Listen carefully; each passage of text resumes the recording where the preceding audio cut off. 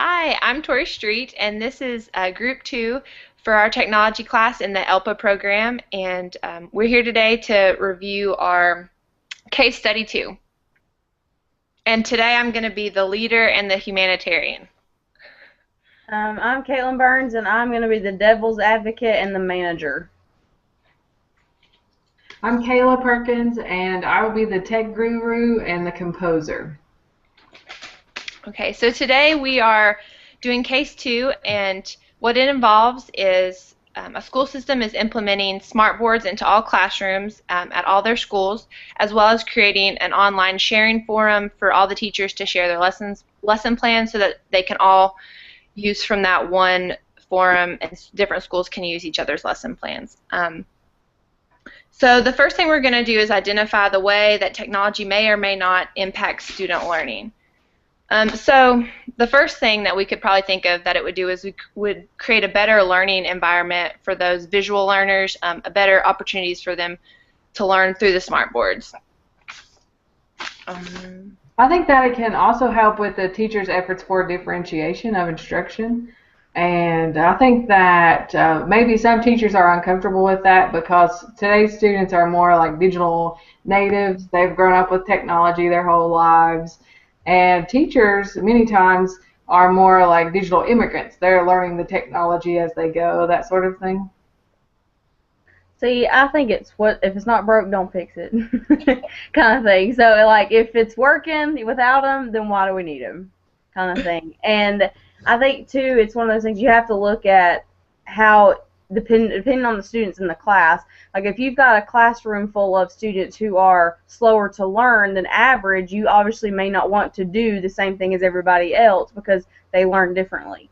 So you would have to take their stuff at a different rate. So I think it should be, with the system-wide lesson plans, I don't think that's a good idea. I think that should be a no-go because I think teachers are going to get more out of being able to teach their students if they come up with the plans themselves as far as how they want to direct their students and their way of thinking. I don't think that teachers should be forced to use the lesson plans that have been created by the other teachers in the system, but I was under the impression that the idea was that to give them the opportunity to see what other teachers are doing, and so if someone else is teaching the same lesson, that they don't have to reinvent the wheel necessarily, but that they have something that's been working in other schools. And if the teachers at this particular school haven't used the smartboard before, then that could be lessons that have been proven to be effective for the other schools that they could try and see if they can make it work in their classroom. But I definitely agree with you that not all students learn the same way, and there's not one particular recipe that'll work for everyone. But I think that using the technology could actually benefit some students if they actually take the time to explore it and learn how to use it effectively. I agree. I think especially with a school where that's already lagging behind all the other schools, and it's kind of lower on the performance scale, what they're doing now obviously isn't enough to get them to that level of the other schools. So, I mean, smart boards may be the way to go, but of course, as we read in the prompt, like the principal disagrees, the teachers disagrees, they don't want to use it. So we want to have a system that the people who are using it want to use it, or else they won't do a very good job. So that's definitely something to look at. As far as a real life perspective, I would like to say if this were like in a real school system, I think at least most of the ones that I've had experience with, pretty much once that comes from the top down, it's you're going to implement this, and sorry, you don't get to choose what you want to do. So I do think there's something to say, at least for this prompt, that the system cares enough to want to have a plan that people are all in for, and if they aren't all in for it, they want to figure out, well, we want to make sure that you're on board, and what can we do to get you on board. Right, I agree with that. I think that the faculty definitely need to have some buy-in because I used to teach high school math. I taught it for 6 years, and of course, when they tell you from the top, oh, well, you're going to do this, a lot of teachers are resentful and they don't want to be forced to do something. But if you actually approach it in a way that they buy into it and train them, that sort of thing, I think it would have more potential to be successful. See, I always just think, though, about, like, as a student, if I was teaching a student, like a class of students, say the students are special education, and you're using the same kind of technology and the same kind of, like, concept every other classroom, well, those students may become frustrated because they're maybe not learning this stuff as quickly as the other students. So therefore, that may deter them from actually learning, I would think, because they feel like they're being left behind because they're not learning as effectively as other students if you stick to the same concept. That's kind of how I was thinking about it, like that one special group. Mhm. Yeah, and if we're talking about kind of consequences, that's definitely, I think, an unintended consequence is that if you don't plan ahead for situations like that, you're having students that it's a detriment to them, this system is, because they're not learning in the same way that other students are. So that's kind of an unintended consequence to having the smart boards. I also put for consequences, you can have higher learning outcomes for students, but like you just said, Caitlin, if they aren't learning in the same way that other students are, then they're not going to get that higher learning outcome. And then as far as the teachers go, if they're able to get a grasp on the technology, then it could mean easier planning for them in the long run. The workload, I think, would be heavier on the front end because they would have to learn the technology and look at all the other lesson plans that are out there. So it would be heavier on the front end, but ideally, later on down the road, they could just say, well, here, I've planned my 2 years worth of curriculum because I was able to have all these different options, and here's how I'm going to implement it in my class. It's going to be a lot easier because I have this smartboard technology. So if we're looking at the positive of the situation, I think you could say those are intended consequences, I guess. Yeah. As far as the special education students, I think that's definitely something that the teacher would need to be aware of, and the teacher would have the responsibility of taking extra measures to make sure that he or she met the learning styles of all the students. I think that just because the smart board's in the classroom doesn't mean that that's all the technology that's used in the classroom. And the cool thing about smart boards are that they have all sorts of different ways that you can actually appeal to special learners, such as students with special needs, that sort of thing. But it would take some time for the teacher to look through and develop her lesson plans to make sure that even though she was using that technology, that she still taught to all the different learning styles. So I think that's definitely something that we would have to consider and be aware of, but it's something that they essentially have to do, whether they use technology or not. They have to make sure that they're teaching to all the different learning styles and the special needs students. Well, I was thinking too, like the smart board is kind of one of those things. Yeah, I understand they're getting it kind of like someone's donating it kind of thing, so it's not costing them any extra money. But what makes that different than a dry erase board or a chalkboard or a projector, where that teachers use now in their classrooms? What makes it any different? Well, that's a great question, because you want to make sure it's not a glorified whiteboard. Definitely. That's true. And that sometimes some teachers may actually see it like that, though. Right, and that's why I think that the principal has the responsibility of training his teachers to know how to use it so that they're using it in a way that's not just a glorified whiteboard, because that's what happens a lot. I've seen so many teachers, they just use it as that glorified whiteboard and they don't use it to its potential at all. Yeah, and I think that probably has a lot to do with the fact they may not be trained enough on how to access all of it and know everything about it. I think you're completely right. Yeah. I think in an ideal universe, if we had all the technology we needed in these schools and all the students could have iPads that they did their stuff on, if you could take the notes from the smart board and everything the teacher showed them that day and able to transfer it to like their handheld, whether it be an iPad or the Windows version of that, and they could take that home to help them with their homework and stuff, then we're talking. It's not just, let's use this in class. Well, the smart board can actually do that. You can actually save the notes, and the teacher can email them to the students or post them on whatever site they use to communicate with their students. So it actually has those capabilities, which I think is fantastic. And see, one thing I don't think that they mention in this is if they do use it for that purpose and they're able to kind of up the ante with studying and homework, you also have to look at the students, the lower income students that may not have internet access at home or may not have a computer or a way, like it's not benefiting them if they don't have a way to use it at home. Yeah, I think so too. And that's not fair to them, because then that kind of puts them in that group with special education students who are hindering their learning because they don't have access to that stuff. Yeah. A lot of schools are starting to have like technological conversions. I know Bristol, Tennessee City Schools have done that this year, where all the students at Tennessee High School have a laptop that they get to take home and they get to use.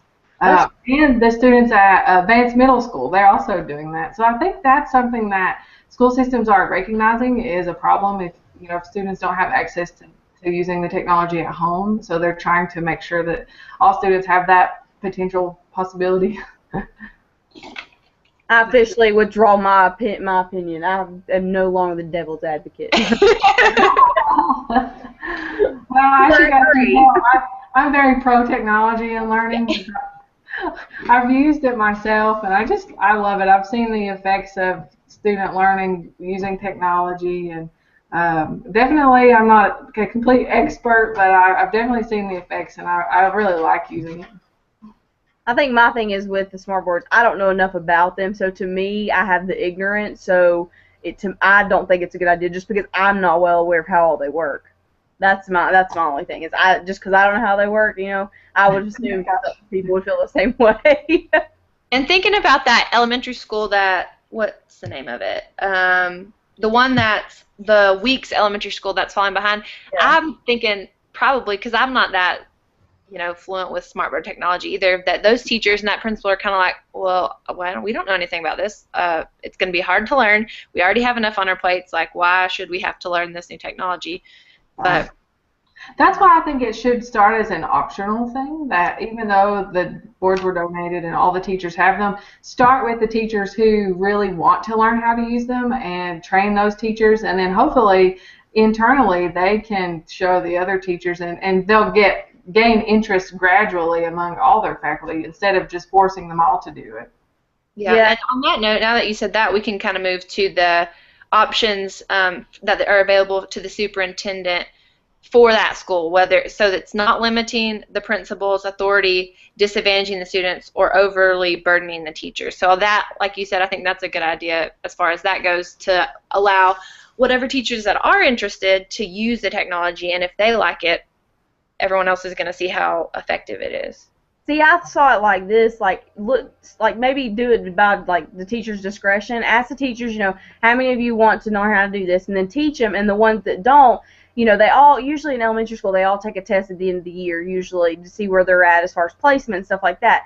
You could use those grades and those test scores to determine how effective the smartboard use really is. And if it turns out that it actually has improved their grades and their learning, then I would go ahead and implement it for the next year for everybody. Mm-hmm. I think that's a good idea too. I also wrote that they should, obviously that's the lowest school anyway, so if they're not going to use the smart boards, they are going to need to present an alternative plan to raise the learning standard at that school if they don't want to use what's given to them. So that would give the principal a chance to say, well, we'd rather do it this way and this is why, and then have a set time period, like you said, at the end of the year if they all take tests, to see if that is helping them at all. And if it's not, then saying, okay, well, we're going to need to implement this and see if it works. Right. Because you want to see how well it's going to work before you'll actually make everybody else do it. Because if it doesn't work and it's not going to make a difference, it doesn't matter whether teachers use it or not. But if it actually shows that it makes a significant difference, like with students and their learning, I say go for it. I'm all for it. But you want to make sure that it's actually going to make a difference before you actually agree. And I think that one of the major keys for success is training. I think teachers will have to be trained, and the school system would have to, bring in people from Smartboard or other teachers who've used it in their system to help those teachers learn how to use it, because they're going to have to bridge that learning curve before they're going to be comfortable using it with their students, I think. Yeah. You could use the summer to educate your teachers, like when they have to do their in-service days during the summer, use that time to educate the teachers on the upcoming smart boards and how they work. That way when the students start back, the teachers are fully aware of how they can go ahead and do it, and they can make their lesson plans accordingly.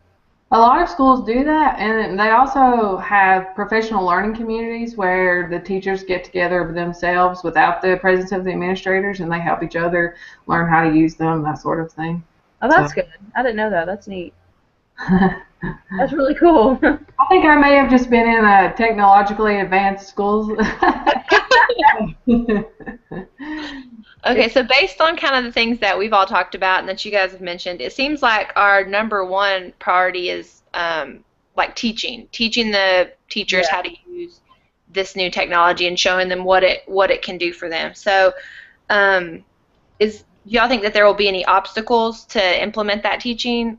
Well, I think you need to make sure all the students, like, I think you need to make it fun. Because yeah, technology can be fun, but it's one of those things too. Like, if a lot of students who may not enjoy school, you want to get them engaged. So when you're introducing something new into the classroom, you want to come in and have ideas of way to make this fun for the students, so they actually enjoy it and will want to use it. So therefore, it will help them increase their learning. At least I think, anyway. Because I mean, I wouldn't want to come in the classroom and be like, I don't even know what this is. I don't even want to use that. I didn't know how to use it. So if they made it fun and made it be like, oh my God, look what you could do. This is so cool. I would so be down for that. And I think they should offer different levels of training, because some teachers may already be familiar with the smart board. So have a beginner training and maybe an intermediate training or even advanced training, so that if someone's already familiar with the basics, they're not being bored. Like Caitlin said, they need to be interested in it. So that way they're in an appropriate training level. Yeah. Yeah, I agree. Okay. I think our last thing is to conclude with 3 final recommendations for action. So, like we just talked about, in our number one priority is teaching the teachers how to use it. So, I agree with you, Kayla. I think that there needs to be options for those learning sessions, if they have some knowledge, like you said, they're not going to want to be in a beginner class. So having different options as far as learning the new technology, I think that would be definitely a recommendation. What about 2 others? I think it'd be to see how effectively they are going to help the students.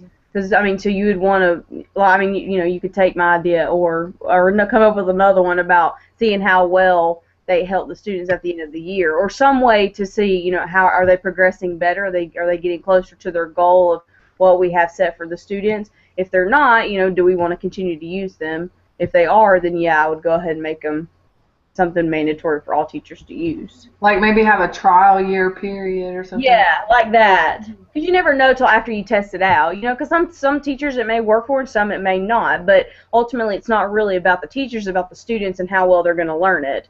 And you want to make sure that it's going to be beneficial for those students that have it. I think that could be our third recommendation, is not force all teachers to use it from the start, but you let the teachers who want to learn how to use it first, and then based on that trial year, then see how it goes from there forward. Yeah, I can agree with that. Yeah, I think those are some good objectives. I think so too. I mean, because I think with this concept here in smart boards, I mean, I like smart boards. I can say that I've dealt with them a few times. And I really like them, but I don't know enough about them as well to use them in teaching. But I definitely think that this case study was a very interesting one. Very interesting. I liked it. And I agree. liked it as well, just because I have a lot of years experience using the smart board. So, and these are conversations that I've had with teachers in my school and other people. So I enjoyed it myself. Yeah, me too. Yeah, Kayla, I'm glad we had you who could give kind of a user opinion on the subject. I'd be lost. Okay. Well, I think that sums it up for us. I'm going to go ahead and stop our broadcast.